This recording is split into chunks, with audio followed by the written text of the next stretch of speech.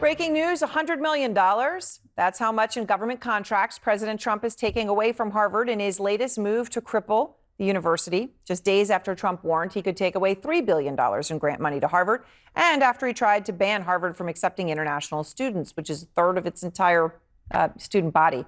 Tonight, the First Lady, Melania Trump, is stepping in, trying to squash a conspiracy theory that Harvard is being targeted because it rejected Barron Trump. Her office says that Barron Trump, who attends NYU, never even applied to Harvard. OutFront now, Larry Summers, the president emeritus at Harvard University and former U.S. Treasury Secretary. In both your capacities, we're really grateful to have you with us tonight. So, Secretary, you heard the First Lady's office. They've gotten involved now. They came in and brought up that theory out there and said that the targeting of Harvard from President Trump has nothing to do with revenge because Barron Trump never even applied. By responding to it, it became news. But I guess the question for you is a very simple one, because this is now, there have been issues for universities across the country, right? But it is personal to Harvard at the same time. What do you think Trump's war against Harvard is about? I certainly can't psychoanalyze the president's motives.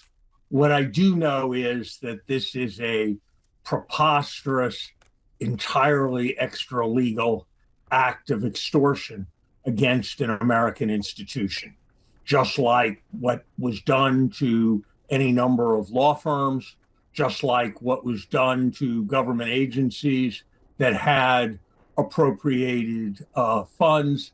There's plenty of policies at Harvard that reasonable people can debate, and plenty that I have sharply criticized. But simply cutting off all funding for cancer research, that's not some gift Harvard got. That's the government deciding it wants to fight cancer, finding the best researchers and giving them the money. Cutting off people from all over the world who we have a chance to have enormous influence in the most important years of their lives by having them study in the United States.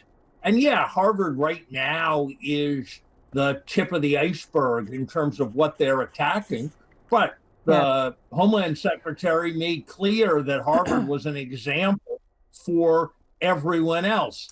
This is, I hate to say it, and I frankly never thought that I would say it about anything in American government, but this is a step towards tyranny. It's a step towards an authoritarian government. It's the kind of thing that has happened in many other parts of the world. It's the kind of thing that the founding fathers worried about when they drafted the Constitution. And now we've got to count on the courts to stop it.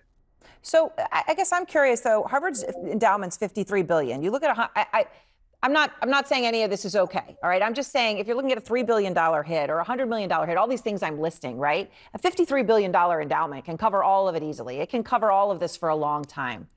Is that how this is going to go? In a certain sense, money's fungible. In a certain sense, it isn't. But can Harvard continue to fight this? Erin, look, it's a little complicated. I think you have to take a balanced position.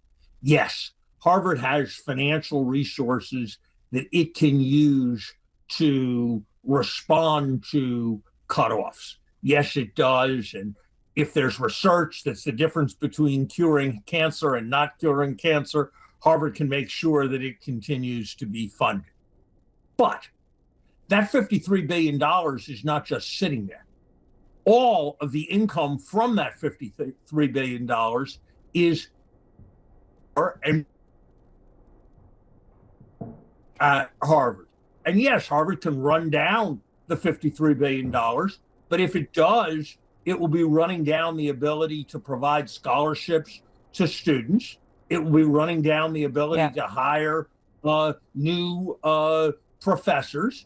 It will be hiring, it will be running down the capacity to do all the things that the university does. So yes, we can fight this, and I imagine the university will maintain its core programs while it's looking for judicial rulings. But